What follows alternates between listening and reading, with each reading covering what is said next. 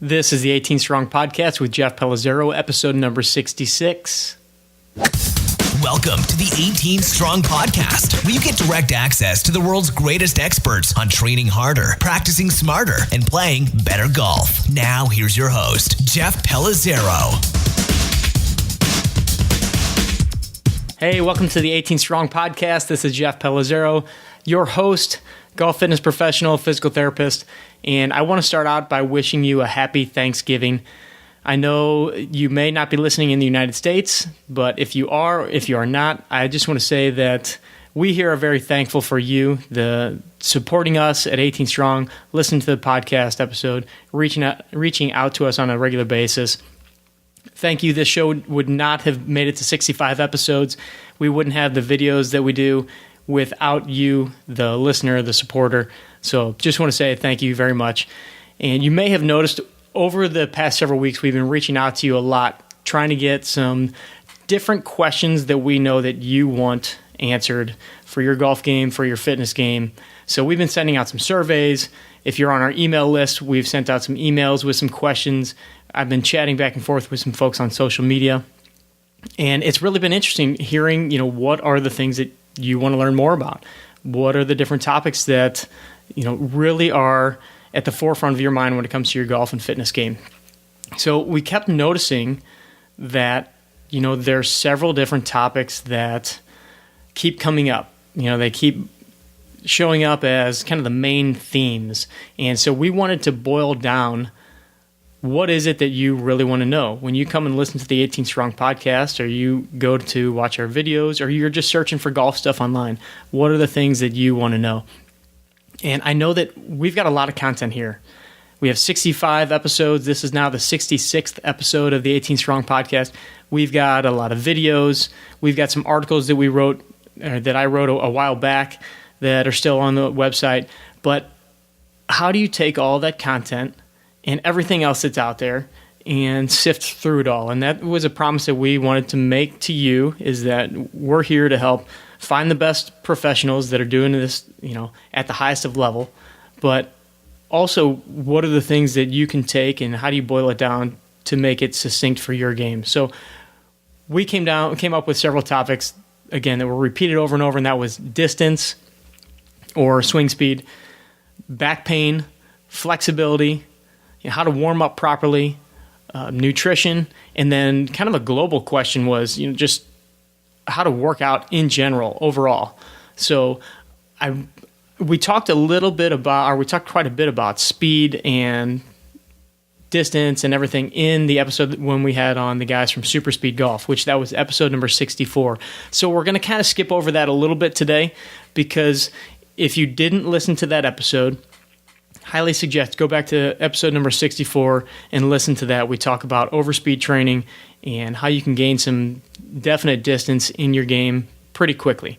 But I wanted to talk on some of the other topics that we've covered in many different podcast episodes, had several different professionals on, but I wanted to boil down kind of my biggest takeaways of what I've gotten out of all these different episodes and conversations that I've had. So the first question that I wanted to answer was around the whole idea of a golf fitness program and working out, how to work out. And so I kind of just took questions that were worded pretty well and kind of hit the angle that I wanted to hit as far as touching on each of these topics. So the question was, is my regular fitness workout good enough to suffice for a golf fitness workout? Or another way to put it is, does a golf workout differ in any way from any other sports workouts? And my simple answer to that is that it really depends on what you mean by quote unquote regular. What's your regular fitness workout consist of? Because I've seen good workout programs, I've seen bad workout programs for the regular guy. So the word regular here is kind of the determining factor. So in my experience, I've seen a lot of guys, golfers and non-golfers, that don't train very well, or I'll say don't train properly in the gym as far as I'm concerned. So they focus on the wrong muscle groups, maybe don't perform their exercises with good posture, kind of lack a little bit on the tempo and even the concentration of the movements that they're doing. Lack of focus there a little bit. But overall, I would say that my answer to this question is yes. A good, well-rounded fitness routine can suffice for a golf fitness workout. And before you have too many questions about that, let's clarify what I mean by a good, well-rounded routine and why I think that that's good enough for most golfers. And we've had a couple guests on the show that have alluded to this as well. One of the episodes that sticks out in my head is number 57 with Charlie Weingroff. But the main emphasis for me when I'm talking about a regular workout routine for your everyday Joe, everyday average guy, not even just a golfer, I'm still going to work on posture. I want you to work on, your upper and lower body exercises. I tend to lean more towards the lower body exercises simply because I feel most guys tend to skip that. Skip leg day is the big deal. We focus a little more on the upper body and kind of lack the lower body. I was guilty of this for many, many years. Playing soccer, kind of figured all my running took care of the leg stuff, and boy was I wrong, and we'll get into that later. You also want to work on balancing out the front and back exercises, especially strengthening the glutes, the hamstrings, the lower back, the shoulders, all of those different areas of the body. Some of these are often overlooked when you go to the gym and you focus on the chest press, maybe some bicep curls, even some squats, things like that, but oftentimes the backside of the body is overlooked. And another big component that I've seen many, many times is lacking the emphasis of going through full ranges of motion.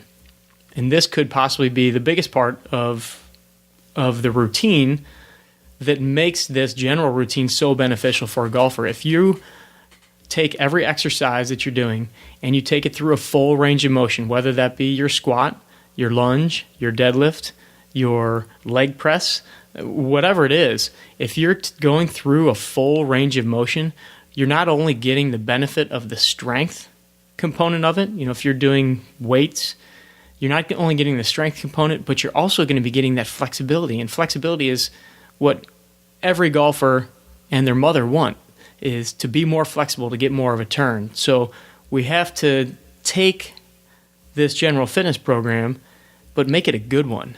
Don't just make it the average program that you see guys do in your commercial gym where they're just kind of bouncing from exercise to exercise, doing different things or doing the same routine over and over. So again, I have to qualify what a regular routine is.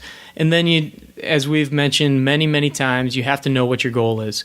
If you're going for more of a fat loss goal, you're going to change up your reps as opposed to doing some sort of a power or strength training routine. But for the general public, and I would say probably 90% of the golfers out there, especially golfers listening to this show that are not professional golfers, let's work on getting the fundamentals down without getting too stuck on swing speed and throwing medicine balls and getting into golf positions. If you do the basics, you get your range of motion down, you start to build some fundamental strength, you're going to be able to get in better golf positions, you're going to be able to swing the club better, you're going to be able to move better, you're going to have better endurance, you're going to be more powerful. And those are really the main things that you're looking for in your golf fitness workout.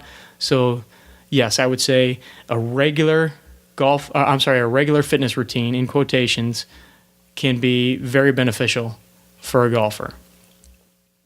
So this kind of relates into the second question that I want to answer that we've gotten a whole lot here, and that is, what's more important, strength or flexibility for an older golfer?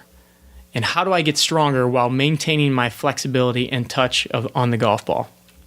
So the clarification of older golfer here, I'm actually going to throw myself into the older golfer category. So this is not necessarily for just the senior golfers here. This is guys like me. We're all getting older. We're all starting to feel aches and pains. We're all having our issues with our bodies. So I'm a 37-year-old man, and I consider myself to be in pretty decent shape, but I've got my issues just like you do. So my answer to this question, what's more important, strength or flexibility? If I have to give an answer, I'm going to say strength. And I say that because I feel that if you do your strengthening exercises right, just as I alluded to earlier, you can get a lot of the benefits of the flexibility too. But if you just work on your flexibility, you're not necessarily going to get the strength benefits. So let me give you an example. Years ago, when I started to get into the world of golf fitness, I was working for a company and we did just flat out stretching sessions. We would have clients come in and they would do a little warm up, but then we would do 30 minutes of just plain static stretching. And the clients loved it. They felt great. We noticed some improvements of the range of motion throughout the session. But from session to session, every time they came in, I noticed very little improvement in their range of motion, in their mobility, and in their ability to then do the exercise that we wanted them to do if they were doing a strength training exercise or strength training routine. So now I've almost flipped that on its head when I work with my clients and I do very little stretching. But my new clients still notice a drastic improvement in their motion. They notice an improvement in their strength. They notice their improvement in their balance. And that's both in the gym and on the golf course. So if you're the golfer that says, I need to get more flexibility, I'm just not flexible enough, let me ask you this question. How long have you been doing your stretches? And how much improvement has it made in your area of tightness, whatever it might be, if it's your hamstrings or your shoulders or whatever? If you haven't seen an improvement and you've been stretching for years, it's time to think about this a little bit differently and maybe try to use a different approach. So don't think of strength and flexibility as opposites. I've seen many times where people simply attribute strong as tight and flexible or lengthened as loose. So strong muscles don't have to be tight muscles. And tight muscles aren't necessarily always strong muscles. So I want to repeat that. I want to make sure you got that. Strong muscles don't have to be tight muscles, and tight muscles aren't necessarily strong muscles. So let's think about this. I know a lot of guys that have tight hamstrings, but their hamstrings aren't necessarily strong. If I tested them and put them on a leg curl machine, or I had them try a higher level hamstring exercise, which is called a glute ham raise, it doesn't mean that they're going to be very strong. But I know quite a few guys that train at our facility specifically that they're plenty flexible in their hamstrings, but their hamstrings are very strong. I could test them and they could lift 100 or they could hamstring curl 150 pounds. They could do a glute ham raise with a 45-pound plate on their chest. So let's look at strength and flexibility more as working together, and that stronger muscles have the ability to create flexibility, not necessarily that strong muscles have to be tight muscles. So if you think about this a little differently, what is it that pulls your body into place? What pulls your joints through the different motions? That's your muscles. So the stronger we make your muscles, the more likely we're able to pull your joints, your limbs into the positions they need. It's just that we have to figure out which directions and what muscles we need to do to get that right. And then there's some cases where certain muscles are tight because they're protecting part of your body. So guys that can't touch their toes often believe, oh, my hamstrings are tight, they've been tight forever, and I just got to keep stretching. But I've done many evaluations where the hamstrings they're super tight, guys can't bend forward and touch their toes, but it ends up being that they've got some instability or lack of strength in their trunk or core. And once we are able to fix that, then the hamstring muscles are able to relax. They were basically protecting the pelvis, the trunk, the low back by staying tight. They were kind of like holding on for dear life because it knew that the trunk and core wasn't strong enough to support it. So if there was a certain motion that would happen, the hamstrings were kind of protecting. Therefore, in a situation like that, just stretching the hamstrings could actually be a little bit detrimental. You could kind of create more vulnerability to injury if you're relaxing or loosening up the one thing that's really holding you in place, then that could be a recipe for disaster. So you want to work on the strength, you want to work on the flexibility, and just make sure that you're doing it properly and you're finding the right causes that are making you tight in certain areas. Okay, so let's move on to question number 3, which is one of the biggest ones that we found in all of our surveys, all of our emails, is the topic of back pain. And the question here is, how do you train a golfer so that they're immune from back pain and injury? And the back is a very tricky area. This is one that I want to dive into a lot in the future. We want to create some products or some information on, just some more exercise and things that you can do, because I know how bad back pain can be.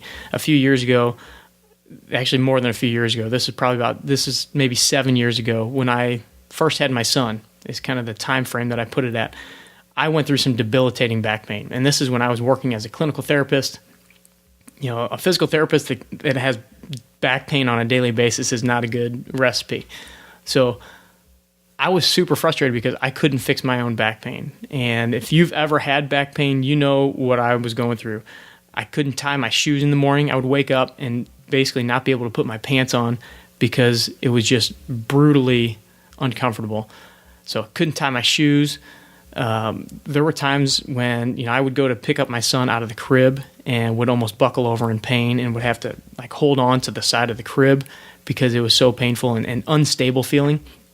And there was one incident that I can remember leaving work, going straight from the clinic. I was going to work out that evening, drove to the gym, stepped out of my car, and I almost fell to my knees, almost buckled in pain because of just a stabbing discomfort in my low back, and it felt like my back was so weak that it wasn't going to be able to support me. So I pretty much climbed back into my car, crawled back into my car, drove straight back to my clinic, met one of my coworkers, and had her work on me for a half hour, put on the electrical stim pads, basically taped me up like a mummy, so I was just in pretty much a brace, and I had to go kind of the next several days, moving gingerly so I wouldn't hurt it. But so I understand how frustrating this can be, and I'm going to share with you what I did and what I really feel changed the way that I worked on my back, and what has really provided me with a lot of relief for the past several years, and then how I've adapted that to start working with my clients.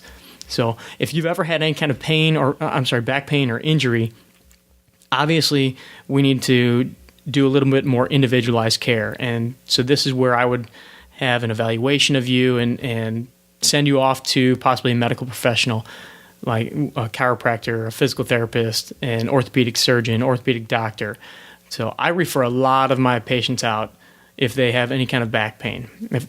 As a physical therapist, I'm qualified to treat it, but here in Missouri, we don't have direct access, and I'm more on the fitness side. I haven't been in the clinical treatment setting in a long time. So I realize there are skills that I had that I'm probably not nearly as good at as I was at one time. So I will send out my patients to some of the great people that I have here in town. A couple guests that have been on the show, Dr. Austin Panter, Dr. Brett Winchester, and then we've also got some other therapists and chiropractors here in St. Louis that are awesome that I send to.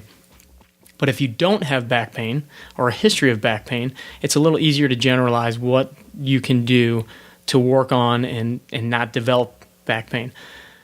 Anytime I'm working with a golfer, the low back is kind of forefront in my mind because I realize how much stress can be put on the back if the body's not moving properly. And so first thing I'm going to look at is your posture. I want to make sure that you set up to the ball with a good spine angle. You don't have a big curve in your back. You don't have big rounded shoulders. And then we're going to look at how is your body moving. Are your shoulders moving properly? Is your trunk rotating well? Do you have good motion in your hips, your knees, your ankles, your neck? Because if one of these things isn't moving properly, then odds are there's going to be a compensation in the chain. And many, many times that compensation then ends up putting stress onto the low back. So all of these in some way have an effect on your low back. So if there is a glaring issue, that's when I would go and kind of work on fixing that first, or fixing that in conjunction with some of our strengthening stuff. Now, to speak in generalities of what I would do for a golfer, what I would do with you or suggest you do in order to prevent back pain in the future. And this was my greatest lesson that I learned, is work on your leg strength, your lower body strength. I mentioned before that I played a lot of soccer growing up. I did a lot of running. And when I would go to the gym, I would work on the upper body stuff. Presses, rows, pull-ups, shoulder presses, all those things. But it wasn't until I started to learn a little bit more about true strength training and started performing, the squats, the deadlifts, the lunges, and those things, that I really noticed an improvement in my pain level. As a therapist, I went with kind of my school knowledge and said, okay, I've got a weak back, I got to fix my back. And I did some of the rehab exercises, and they worked a little bit, but until I utilized just some of these gross motor strengthening exercises, I really honestly didn't see an improvement in my back on a global scale. It wasn't until I started getting my hips strong, my quads, my hamstrings, even my calves, and started doing some of these things like squats and deadlifts, that I really started to feel strong, and my back started to feel strong. I started to get real core strengthening work. So if you're out there and you're doing a lot of ab exercises and planks and things like that, those can be great. But if you're not doing some of these other compound movements that force your body to actually functionally contract and utilize your abdominal muscles in all ways, utilize the little muscles in your spine, you need to start doing that to work on protecting your back. The other thing is simply, and I mentioned it, but the glutes and the hips need to really be strong. So working on simple bridging exercises and things like that, rubber bands around the hips, doing steps with the rubber bands, which we've got some videos of this type of stuff on our YouTube channel. You can check out some of our back and hip and glute exercises. But I didn't really put any stock in, or didn't know to put any stock in, the idea of things like breathing until I started this podcast, until I started learning more about what are the best in the world doing. And we had an episode with Brian Bradley, and I believe it was in our earlier episodes, where we talked about how important breathing is for stabilizing the trunk, working on your posture, and making everything in your body work much, much better. So I'll make sure to put that episode in the show notes. It was actually episode number 18 of the 18 Strong podcast. And Brian just really kind of opened my eyes to the importance of learning how to breathe properly and utilizing that to stabilize. So we definitely will start to bring in some more breathing exercises into our content here at 18 Strong. And then the last couple things as far as the back are concerned is simply working on the hamstrings, or the ability to flex forward and touch your toes. The hinging of the hips is very important. If your body doesn't know how to hinge, then your low back is going to take up a lot of the force. And if you think about your golf game, bending over, hinging from the hips is pretty much the way that you're standing for 4, maybe 5 hours throughout the day as you're swinging your club. So if you can't get that basic piece down, that's going to be a big detriment to your low back. So I guess the big takeaway on the back is, don't just do back exercises. Don't just do ab exercises. You got to get more of a global strengthening going, where you're working the hips, you're working the back side of the body, you're working the legs so much more than you might even think necessary. But getting those strong legs makes a huge difference, and honestly has changed my life and has saved me from having pain and discomfort every single day that I wake up. So hopefully you haven't experienced that back pain and that on a daily basis, but if you have, by all means, send me a message, let me know, because I really want to help you out with this, and maybe we can figure out what it is that you're doing or not doing that can help improve your low back pain. And the final question we have, the topic that kept coming up, is preparation for your round of golf. What should you be doing on the day that you're going to be playing? And I think that there's 4 basic areas that you need to focus on here. The physical component, the mental component, the technical or technique side, and then fourth and final is, being a golf fitness podcast, we got to talk about nutrition. We've had a lot of guests on that talk about eating and diet and what's important. So let's dive into that a little bit too. So first is the physical part, and that's, you need to do some sort of a warm-up. You can't just do a couple lazy stretches when you get to the driving range. You can't just do a couple air swings. I want you to have a strategic attack on what you're going to do before you go hit the first tee. So this is going to be some sort of a warm-up routine involving some dynamic exercises, maybe some foam rolling. So some of this stuff can be done at home before you even jump in the car and go to the course. That stuff I would recommend, the foam roller. Using some resistance bands, doing some, band around the ankle, little walks back and forth, side shuffles, things like that to kind of wake up and get the glutes firing. Take a band and stretch it across your chest to start working on the backside, the shoulders, and maybe do some rotations. We've, again, got some great drills on our YouTube channel showing some of these different exercises. And then when you get to the course, I want you to prepare your body for the movement that you're going to be making throughout the round of golf, which is, your posture. It's swinging back and forth. Your legs need to move well. Your hips need to move well. So getting those things moving. A couple of tools that we've recommended and we love using are the orange whip to do some, left-handed, right-handed swings.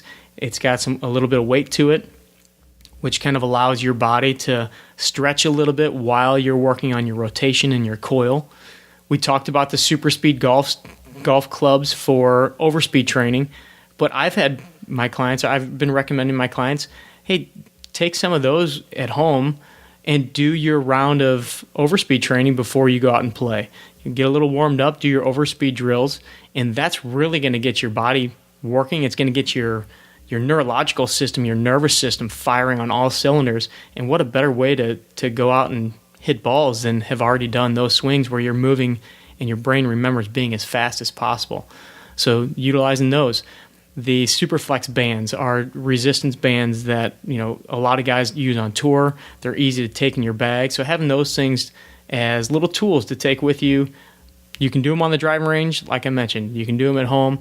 We've even got a little bit of a 20-minute warm-up that I'll put in the show notes here, a link to go get our 20-minute warm-up where I walk you through step-by-step each exercise, a foam rolling and dynamic warm-up session for you to do at home before you get in the car. And it's been great. A lot of guys have said that it's made a huge difference on them going out to the driving range and then going out to the tee because they feel warmed up. They don't feel like they have to take two or three holes to get loose. So studies have shown that your body responds much better, is able to perform much better if you get these neurological pathways woken up right off the bat.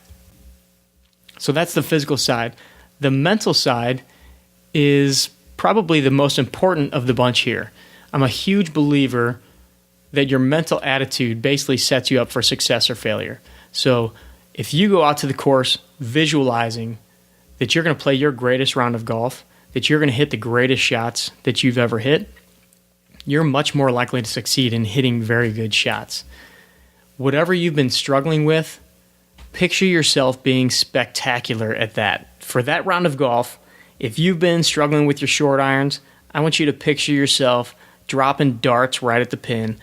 And just, even if you don't hit great shots that day, I want you to concentrate on the visualization of hitting those great shots. We've had some incredible mental game coaches on here like Dr. Brett McCabe in episode number 6 and Dr. Ellen Reed in episode number 13. And Dr. McCabe, probably one of the favorite quotes that I have of all the episodes that I've done, is he said to focus on hitting great shots instead of avoiding bad shots. So go out there with the mentality that you are going to be hitting great shots, not, oh my gosh, there's water on the left, I don't want to hit it in the water. And then Dr. Ellen Reed talked a lot about just your mental outlook and having a plan for when the negative thoughts do start to come in. So when you start going to negative town thinking, oh, I don't want to put it in the weeds, or oh, I don't want to miss this putt. Have a thought already queued up that you can go to, something positive where you can kind of knock those negative thoughts out. It could be something like, I don't do anything but hit the ball straight and long down the fairway, or I've got the best putter this side of the Mississippi, whatever it is, whatever makes you, it could be something to make you chuckle and make you laugh, have a little fun with it. You're out there to have fun, but something to pull you out of that negative mentality and just get you thinking, all right, I'm going to stripe this drive, or I'm going to sink this putt. No big deal. Just that mental attitude can make a huge difference. Now, the third part is the technical part, the technique, the skill. This part I would put the least stock in as far as preparation on game day, the day that you're going out to play. Don't try to get too technical that day, because basically you're not going to find your swing that morning on the driving range. Trust the fact that you've put in the work, you've done your practice drills, you've hit enough balls, you've worked on your technique enough. I want you to go to the course working on getting your body prepped, but not thinking too technically. Dr. Ryan Caserta was on the podcast in episode number 36, and he talked a lot about the vision aspect of the game of golf. And he gave a great drill that I've been using every time I go out to play to help with putting. Instead of, working on your putting stroke and the technique again, it's all about, he was working on distance control. And a drill that he gave was take 3 balls, go find a flat part of the green, drop the 3 balls, and just hit 3 putts, just at whatever your normal, relaxed, comfortable putting stroke is. And then walk off that distance and see how far it was. Then turn around, hit the balls back, walk off that distance of each ball. Take the average of those, and that's kind of your natural stroke on those putting greens. Every course has a little bit different slope. Every course has a little bit different feel to their greens, different type of grass. So you're going to kind of figure out what's right for you that day, what's your natural ball speed. And then the next part of the drill is take those 3 balls, hit one at your natural stroke, then try to hit one about 5 feet past, then hit another one about 5 feet short, just working on your distance control, and do that a little bit. It's going to help out with your ability to lag putts and will drastically improve your ability to reduce 3 putts and hopefully drain a couple long ones if possible. But I would say that the best players that I know, the best players that I work with, all have a structured routine. They pretty much know when they go out to the course what they're going to be doing.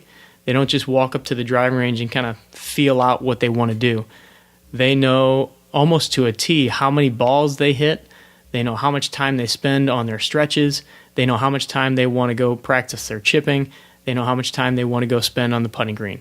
So have a little bit of structure around that and figure out what is your routine, what works best for you. With the warm-up, the exercises, all that good stuff. And then the last piece that we really don't talk about too much in the golf magazines and different things is the nutrition part. Your nutrition on the course is a huge portion of how you perform. It's also a huge portion, the stuff that you do eating-wise off the course, and the days leading up, the weeks leading up, the months leading up during your training. That has a huge impact, but we're talking just about the day of the game, the day of you playing your round. What should you be doing? And basically, we're looking to eat a good meal beforehand, have good snacks for your round, and depending on what your situation is, we want to have something right afterwards so you can recover quickly, especially for those that are playing maybe multiple rounds that day or they've got several-day tournaments. You want to make sure that you're recovering as soon as possible. So my suggestions to you for the meal beforehand, before you go and play, often it's going to be breakfast, is I want you to have 3 main components. The first component is some sort of a lean meat or eggs. What this is going to do is provide you with protein, and it's going to help reduce your hunger, and it's going to increase your brain function out on the course, which obviously is a good thing. We want you thinking as well as possible. The second part is going to be veggies or some sort of low glycemic fruit. Usually berries are some of the best fruits that you can eat as far as being low glycemic. And what that's going to do is it's going to provide you with a steady rise in your blood sugar, which is going to give you a little bit of energy. It's going to help you sustain your energy throughout your round, but it's not going to cause any spikes in your blood sugar and insulin levels that are going to cause like highs and lows in your energy. So you won't get that dipping, tired feeling.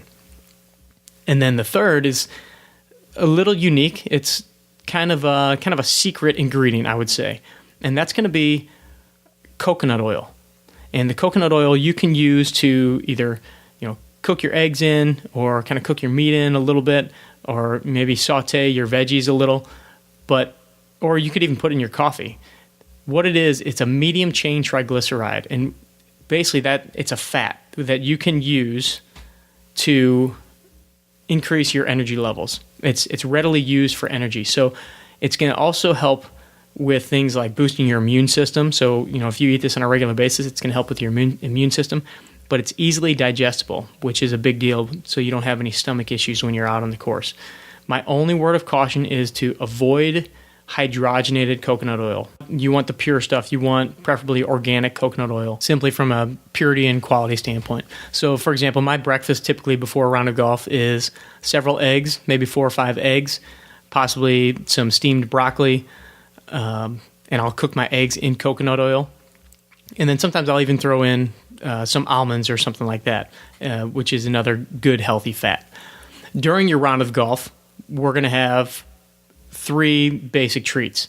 That's going to be some sort of a drink, which can be either water, and if you're going to do just water, I would recommend putting a little pinch of Celtic sea salt in there, per instruction from our buddy Robert Yang, who's a nutritionist who works with a ton of golfers. Otherwise, you can use some sort of an electrolyte drink or branched-chain amino acid drink. There are several products on the market that have a drink that is kind of a combination of both. Probably the best-known one right now, or the one that I have the most experience with, is BioSteel. There's a lot of guys out there drinking the pink, as they say. It's a pink mixture that you just put in your water, pink powder. You mix it in your water, and you just drink it throughout your round. And what that does is it helps keep you hydrated and helps to promote you keeping your strength throughout the round. So it prevents a decrease in strength and allows you to keep your endurance throughout your entire round, throughout several rounds if you're playing several times in a day.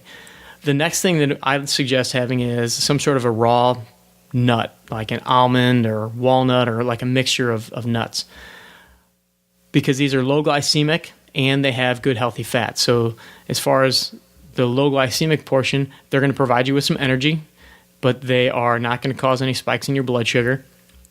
And then the fats are going to help you with your brain function. Again, keeping your mind sharp, helping you make those decisions out on the course that you need to make. And then lastly, I love beef jerky. So hopefully you're like me. Beef jerky, I think, is the perfect snack for out on the golf course because of several things. It's a quick protein source. It's delicious. And it's really easy to eat. It's not greasy, or it shouldn't be, but you can eat it on the go. You can, snack with your hands. But my only suggestion, again, with beef jerky is make sure that it's a very clean product. The more natural it is, the better. The less ingredients that there are, the better. So a brand that I recommend, that I use and recommend to my players, is called Epic Provisions, which they use the highest quality ingredients. For example, I before the show here today, I looked up on their website. Their most delicious one, in my eyes, is their uncured bacon bites. And the only ingredients were pork, water, sea salt, vinegar, and celery powder. So it's a pretty good indication that when you can pronounce all the ingredients and there's only a handful of them, that's a pretty good product. It's amazing. Next time you go to the store, look at a bag of beef jerky, and you will see some crazy ingredients. And I've seen beef jerky products, which really should just be like meat and salt and some spices and stuff. I've seen them with over 50, even up to 100 ingredients in different bags of beef jerky. So make sure that it's a good quality brand. And I know there's several of them out there. And then lastly, post-round, this probably isn't quite as important for most of us, but for the competitive golfer that's playing a couple rounds or has a couple days in a row of playing, I would recommend doing some sort of a recovery shake after your round of golf, simply to help prevent any breakdown in your muscle tissue. It's very quickly digested, and the amino acids help to kind of rebuild your muscle tissue, anything that was broken down during your round of golf. So as a a resource for some great nutritional information, I would recommend you check out episode number 42 with Robert Yang. We talked about a lot of this different stuff, as well as just off-course nutrition too, and what Robert recommends. Okay, so those are kind of the biggest questions that I get on a regular basis. And so I wanted to kind of put them all into one episode to make sure that you had an easy place to go get some of these. And so some of these are just kind of like sparks into many different conversations and many different topics. And hopefully we'll get into those into some more detail. And we have in other episodes, as we mentioned. But I want to make sure that you get some of these bare bones. So let me know what questions you have on some of these different topics, or if there are other questions that you are just, you just want answers to. You can't find the answer from the magazines you're reading, the websites that you're looking at, or even on our website. Let me know, and we'll definitely get some answers, and we'll definitely get some guests on here. So we're doing everything in our power to get the best guests in the business on the show. And I have to say that over the next couple of weeks, I've got some interviews that are scheduled that are pretty darn good.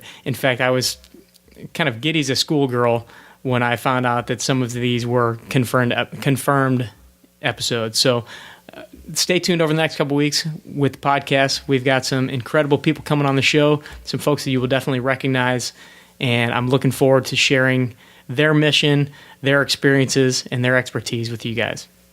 So as always, if you want any more information on 18 Strong, head over to 18strong.com. We've got the podcast there. We've got the videos there. Tons of information for you. Until then, I'll see you next week. Train hard, practice smart, and play better golf. Thanks for listening to the 18 Strong podcast at www.18strong.com. And remember, train hard, practice smart, and play better golf.